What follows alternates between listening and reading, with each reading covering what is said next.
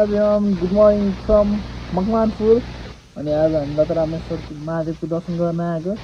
यो हाम्रो बस्ने व्यवस्था मेरो हुन्छ यस्तै छ है। सुतिरहेको छु। अब बिहान भइसक्यो, हामी यतातिर सनसेट हेर्नु जानुपर्छ लेखाडी। उसलाई बाहिरको जिउ देखाउँछु। अब उठ्नु पऱ्यो, ब्रस गर्नु पऱ्यो, फ्रेस हुनु पऱ्यो, नुहाउनु पऱ्यो, त्यहाँबाट दर्शन गरेर हिँड्नुपर्छ। यो हाम्रो बिहानको एकदम फ्रेस भ्यू रहेको छ। अनि त्यो पारि नि घर रहेछ एउटा। र हिजो हामी यही घरमा बसेका थियौँ। अनि सुत्ने व्यवस्था नि हाम्रो यहाँ माथि नै थियो। सनराइज हेर्नु नि पाइरहेको, एकदम मजा लागिरहेछ। अब एकछिनमा अब हामी निस्किनुपर्छ। ल गाइस माथि गएर लगाइसक्यो। हामी लाग्यो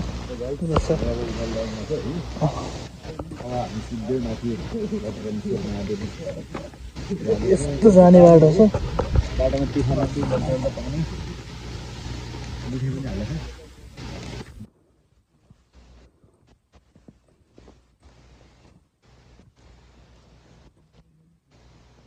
सस्पेक्ट देखा एन्ट्री पोइन्ट छ यो। गाइस रियल हाइकिङ त आज गरिरहेको छ।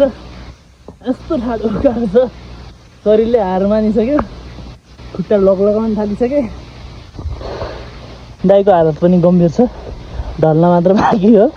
मेरो अवस्था यस्तै छ, जम्मै बाटो यस्तै हो। उहाँ तलबाट आएको यहाँको लोकल मान्छे त भारी बोकेर 1 घन्टामा पुग्छ अरे। हामीलाई यहीँ 1 घन्टाभन्दा बेसी लागिसक्यो। अझै आधाभन्दा धेरै चाहिँ पुग्न बाँकी छ। यस्तो गाह्रो छ। माथि जानु गाह्रो भइरहेको छ, गाह्रो। हामी आइपुग्यो, पहरो गर्मी लागिरहेको छ। तिनीहरूको साउनहरू हेर्नु छ। महादेव मन्दिर त्यो डाँडामा अझै जानै छ है। हामी अब त्यहाँबाट तल गएपछि तराई सुरु भयो। त्यो बागमती नदी होइन। यहाँ त कस्तो घुम्दो रहेछ यार। यहाँबाट चाहिँ सडक पर्छ हामीलाई यताबाट। यताबाट धेरै सडक पर्ने रहेछ नि। सिधै कलङ्गी निस्किने बाटो होइन त्यो। अनि घरबाट आउँदा त्यही बाटो आउँछ। राम्रो छ यहाँ आइसकेपछि कफी। ठिक छ, अब उता पुगेर भिडियो बनाउनुपर्छ। उनीहरू यहाँ हामीलाई ल्याएर छोडिदिने, हामीसँगै जाने हो।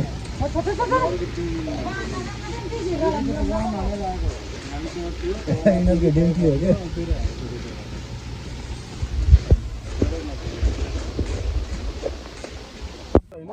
हाम्रो एकदम दैलो लागेको छ। तपाईँहरू पनि अलिकति अहिले चाहिँ अब यो पूजाको सामान लगाएर यता पूजा गर्नु चाहिँ जान लाग्यो। दाइहरू दादा आउँदै हुनुहुन्छ।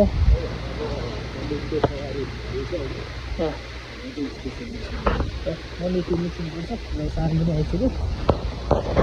यस्तो भ्यू छ यताको। यताको भ्यू चाहिँ यस्तो छ। अब यहाँ चाहिँ भाइले सिडी चाहिँ स्टार्ट हुन्छ होइन। यस्तो छ। हामी त्यहाँ चाहिँ नाइट चाहिँ त्यहाँ बसेको थियो। आउने बाटो चाहिँ हाम्रो त्यो हो। त्यो बाटो हुँदा त्यहाँबाट केटिएम चाहिँ उता हुँदा 7 डाँडा पारी छ काठमाडौँ। अब निस्केको ल। यो छ यहाँको भ्यू चाहिँ। ओ नेक्स्ट लेभल, कस्तो मजा आइरहेको छ। कुहिरो लागेको चाहिँ अझै मजा आउँथ्यो। उहाँबाट आयो यार हामीहरू राइट।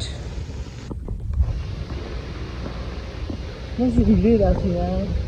मन्दिर नि आइसक्यो है। तर खुसी लागिरहेको थियो। नयाँ नयाँ ठाउँ घुम्न पाउँदा, नयाँ नयाँ कुराहरू सिक्न पाउँदा, नयाँ नयाँ कुराहरू बुझ्न पाउँदा खुसी लाग्दो रहेछ।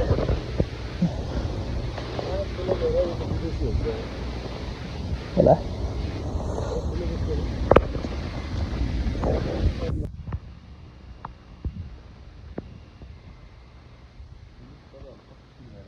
एकदम बहुत सुख भयो।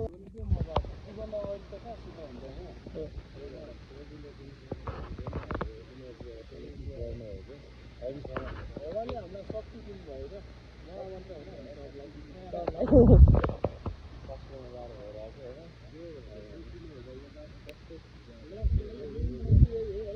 यही हो। अब यहाँ तल झर्नुपर्छ है।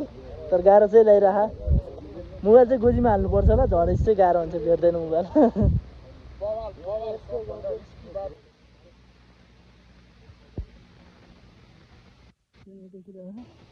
अनि चाहिँ त्यहाँबाट आएको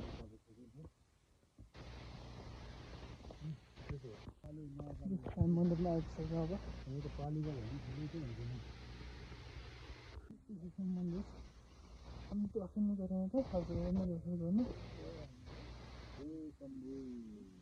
त्यो अर्थ चाहिँ के रहेछ खासमा एउटा के यसको नटारम्येश्वर भनिन्छ नटारम्येश्वर अनि यहाँ चाहिँ माताजीले साथीजीले मूर्ति ल्याएर आउनुभएको छ अनि अरू पनि स्थापना गर्नुभयो नटारम्येश्वर भनिन्छ त्यो स्थापना चाहिँ कसरी स्थापना यो अघि यो धेरै वर्ष पहिले भएको यो धेरै वर्षौँ वर्ष अघि हाम्रा पुर्खाहरूले यहाँ बिल लिएर चढाउने गर्छ अनि यहाँ चाहिँ भगवान् नृत्यश्वर प्रकट भएर यसलाई नाट्यश्वर पनि भनिन्छ नृत्यश्वर पनि भनिन्छ है यसको बोलीचालीमा चाहिँ लटारम्य भन्ने गरियो तर वास्तविक हिम्मत खण्डको 105औं अध्यायमा यसको वर्णन गरिएको छ होइन त्यसमा चाहिँ नटारम्येश्वर भनेर लेखिएको छ अनि त्यहाँ यसमा चाहिँ हवन रुद्री पाठ गर्नाले अनि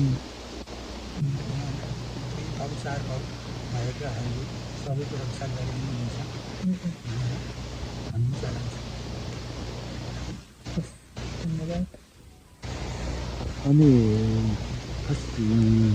उत्पत्ति चाहिँ कुन भगवान्ले हुँदैन कसरी हुन्छ त्यसको के भनिएको छ भने मुनि ऋषि यहाँ आएको बखतमा यहाँ चाहिँ ब्रह्मतीर्थमा आइ स्नान गरिएको अनि त्यसपछि यहाँ आएर गीत गाउने नाच्ने बजाउने गरिएको त्यसो गर्दाखेरि यहाँ चाहिँ नृत्यश्वर अथवा नाट्यश्वर भगवान् प्रकट हुनुभएको भन्ने कुरा हिम्मत खण्डमा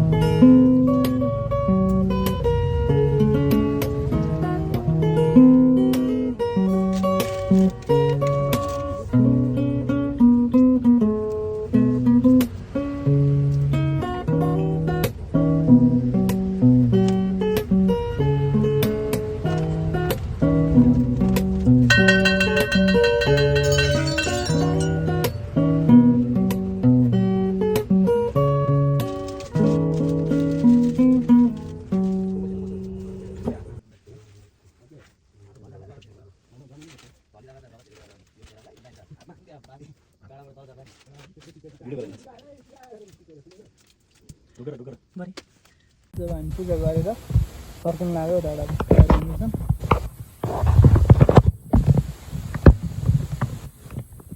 नास्ता खाएर निस्कन लागेको अवस्था छ। अहिले चाहिँ बादल आएको छ।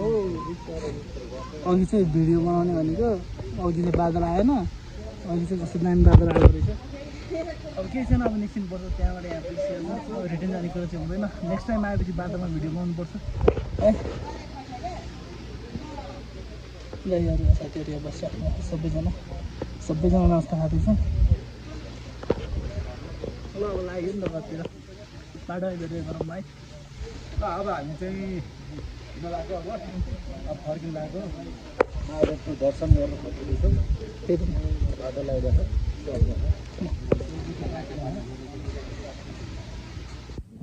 कति निस्कल रहेछ यस्तो बादल लागेको छ अहिले, डाँडा लाग्ने बाटो। अघि चाहिँ लागेन, भिडियो बनाउनु पर्छ। अहिले चाहिँ यस्तो बादल लाग्यो, के छ केही छैन।